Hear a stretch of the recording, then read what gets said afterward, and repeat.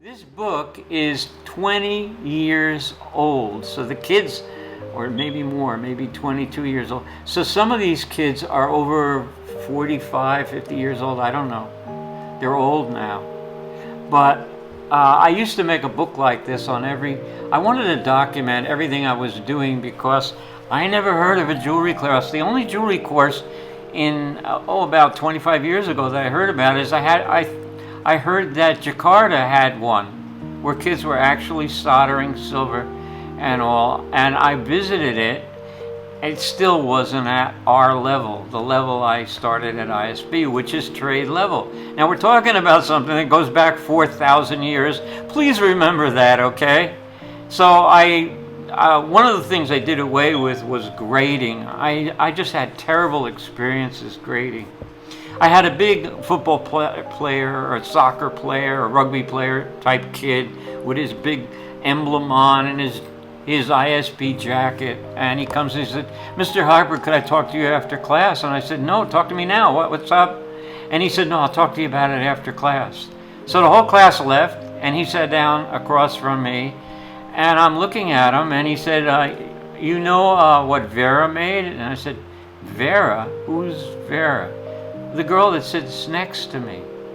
I said, yeah, I know about it. So she made a nice pendant. "Mr. Hochberg, you gave her an A+.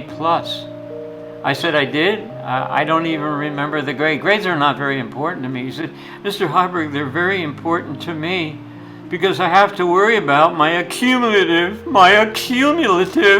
average."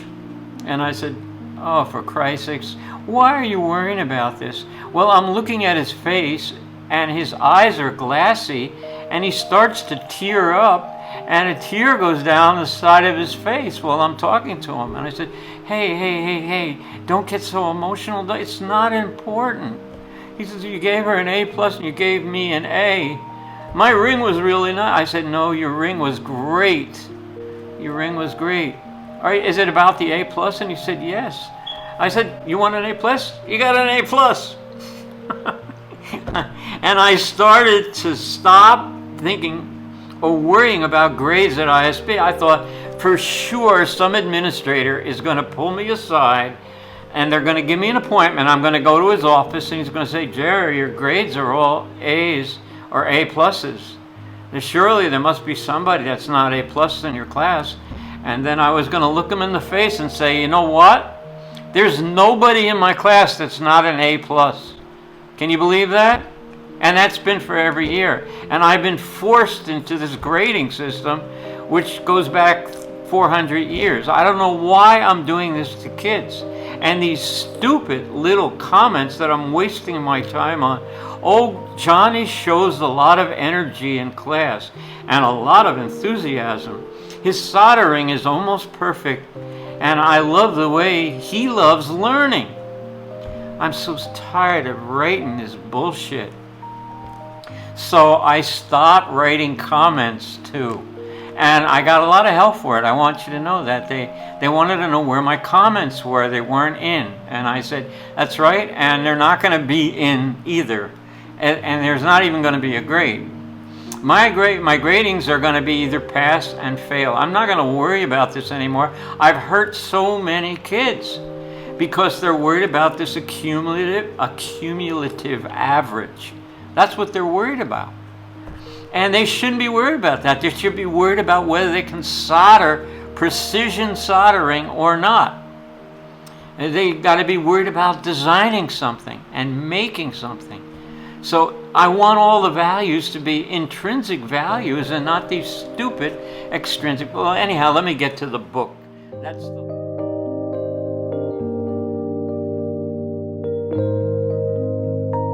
happiness in this girl's face coming from? Is it coming from the anticipation of a great grade, of getting an A?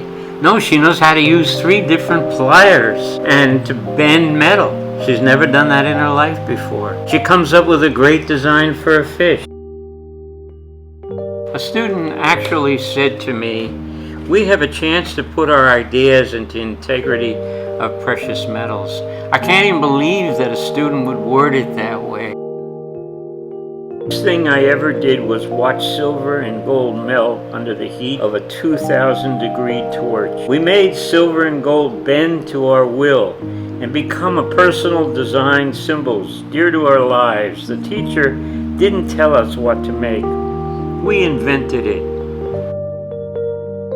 You could make a pin, a pendant, a bracelet, a ring. What you designed was not the issue, but you had to consider the design very carefully. Mr. Hochberg wanted a work of art, and that's something that we always had to remember.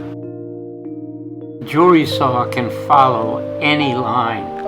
The jewelry saws come in sizes down to 0.3, 0.5 millimeter. They're so fine, they're finer than the line of a pencil. And you can virtually follow any design when you draw it out on metal.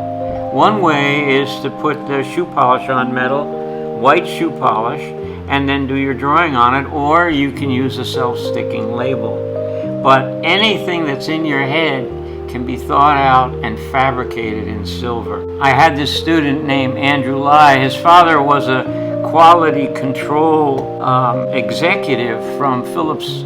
This kid was absolutely amazing. He started wax casting in my class. He ordered a piece of wax we gave him, and then he carved it from a drawing, a technical drawing on the internet, into a Glock gun. He made the clip for the gun and the outer shell of the gun, carved all this detail in it. The gun was only a ½ an inch big. After he cast it into silver, he reassembled it into the gun, and it was amazing. He also made me, as a present, a small crossbow that actually works. The little biplane on the top of this page was designed by Andrew Lai. And again, you're looking at 1 inch. And look at the fantastic drawings that were turned into me for jewelry designs.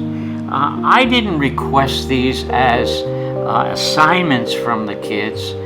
This is the kind of the work that they do when they're self-motivated. So all these things that are cut out and drawn that are amazing. You look at the design quality, it's just over the top. The kids learn safety, and you can depend on them, and safety becomes like muscle reaction in class. Kids are worried about their eyes and what they breathe in, and they're very, very careful with the torch. This gives me just so much pleasure because I can just turn them loose, and from child to child to child, you'll see so much creativity. It just abounds.